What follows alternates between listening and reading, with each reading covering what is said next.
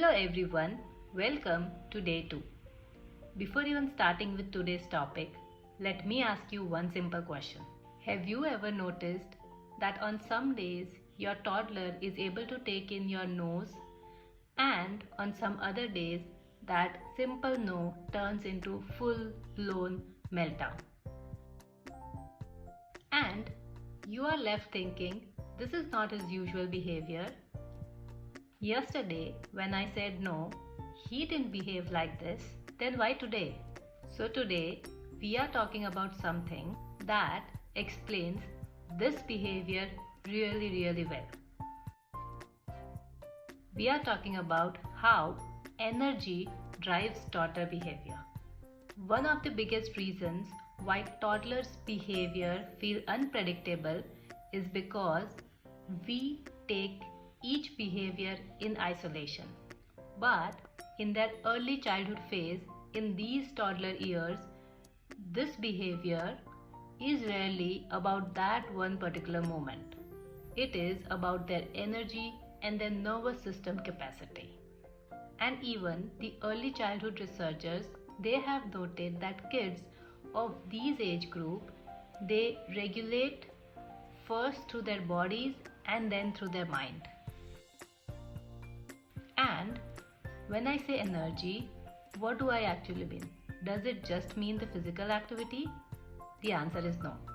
Energy includes how rested your toddler is, how hungry or full they are, how stimulated they have been in the entire day, how much emotionally stretched do they feel. All of these adds up and that makes their energy and that defines their energy. When the energy is balanced, they cope better. They listen to what you say. But when energy is low or it is super high, even these small things like a simple no might turn into a huge meltdown.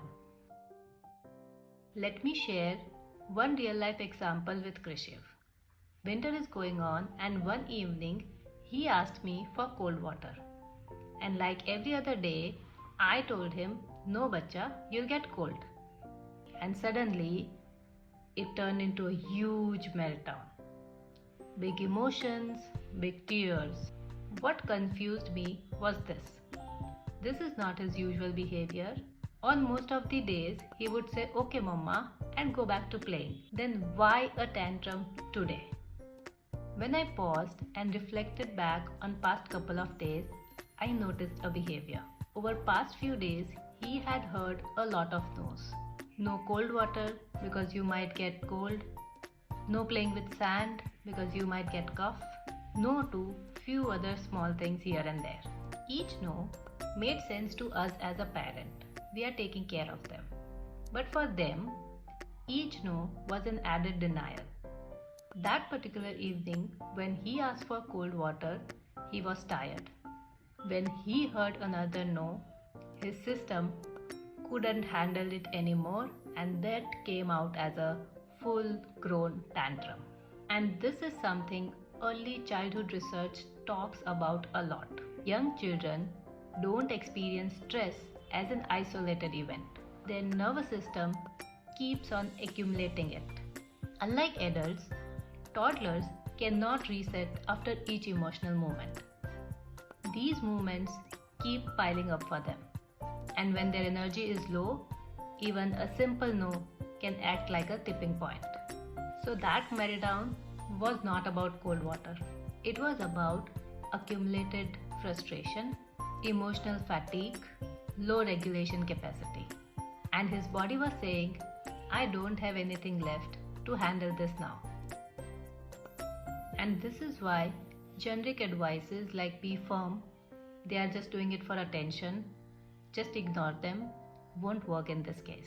Because when energy is driving low, the most helpful resource is support and not correction.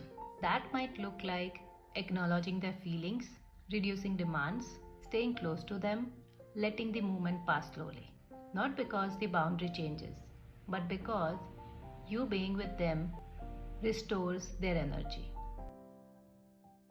So today or over next few days, When you see your toddler throwing a big tantrum, just pause and think for yourself, what might have caused this tantrum? Observe past few hours or past few days and think, what is the build-up? Was it the tiredness, low on sleep, too many no's, too many transitions, sudden change in plans, or too much stimulation? This awareness would alone change how we look at their tantrum. When we, as a parent, would understand how energy drives their behavior, tantrum would stop feeling random. For today, just remember your toddler didn't overreact. Their system ran out of energy.